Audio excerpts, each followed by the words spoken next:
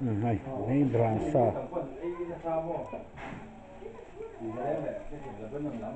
Thế hay để tầm nó tục cho nó.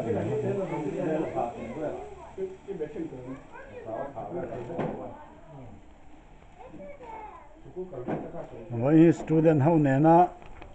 barbecue nó nè he. He ta apa sih thar le apa piana ten om tel ve chu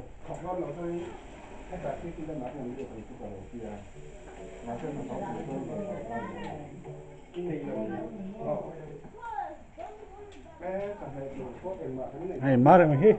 athiam bertura ne he barbecue kha na kia da ai phai kan la manga alam thiam ber lo man kan semang apa si tharan lo en thanga alam thiam ber kha lo man kan pe do na ne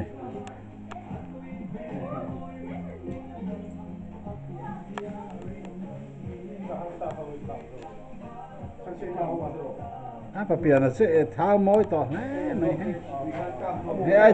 he ai thao to lo la moi to khóc mày môi to cái này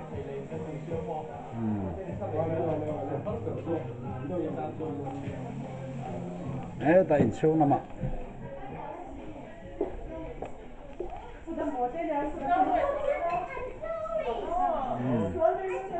thế là he cần nuôi để bắt thùng này cho nó này ôi ha khai là cả cho nên mà chuyện này phải trái bên cái gì à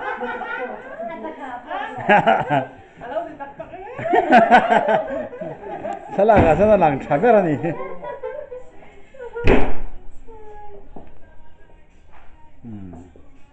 해도 해 때마 mà bộ hi thiểm thế cần trên 때마 mà ai thiểm cha lâu nè này 때마 mà cho rằng cần cho thì cái nào mà biết cái này rong bol tia ra bol này mà đủ đàn chắc ra bol khăn nè rồi ta cho nên này miệt tiêu tê đúng không hả mà gì là tiêu là cả cho nên ông lẽ mấy này mà gì là hết lâu phải là ba chục nữa này phải là đúc đúc có này ba đây là vậy thằng cần cầm lại cho cần ôm nó luôn đó cần zuar khen chuyện đó cần ấy xe ngay gì là có đồ là cần bắt sẵn thế đó mà mẹ thấy khó này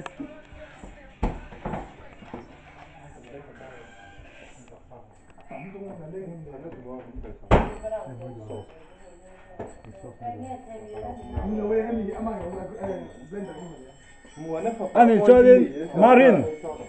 Marin thì việc lo mới rồi thế mà bắt bằng bộ hắn nát sắc anh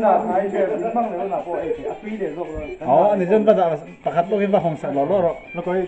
prison à cái mà là sắc na mẹ kia là nó mẹ thiam cho nên mẹ thiam cho nó tùy việc cho nên rồi ấy sẽ nó còn mang thấy nó được thấy nó được không rồi muốn nhẹ hơn thì nó cái đó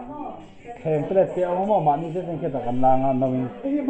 mang thấy với bộ hay là quên ông mình hay cái ông bảo mình cái là sao mà hay thế hi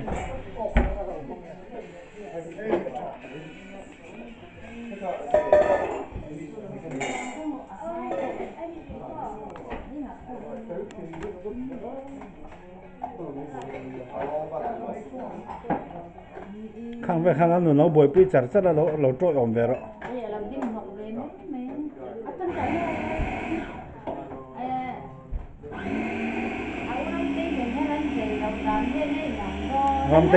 làm tê cho giấy đó có làm hay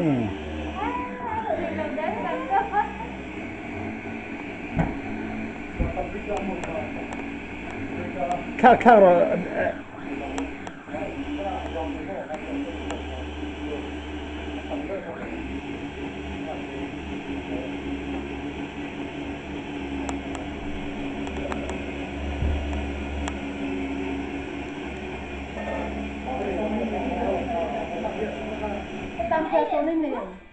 tạm biệt số nó không mình khá là bỏ đồ với khá hẳn chắc vết tiểu khá khá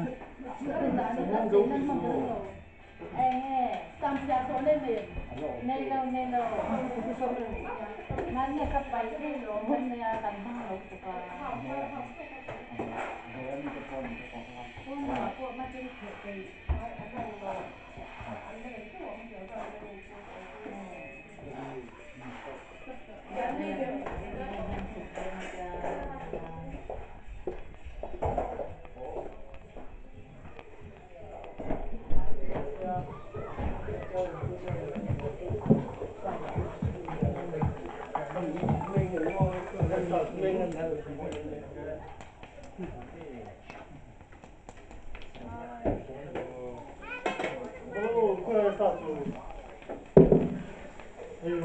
Gỡ là thành xuống nào không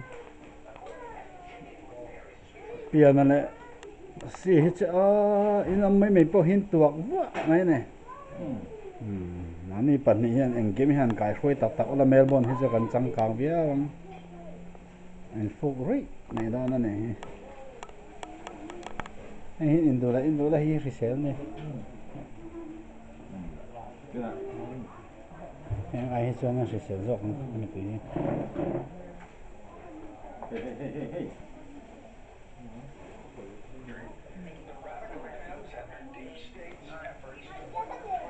Để bây giờ là tăng hơn gì?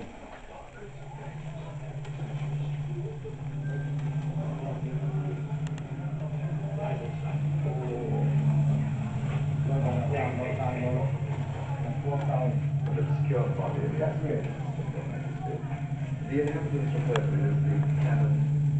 Urge.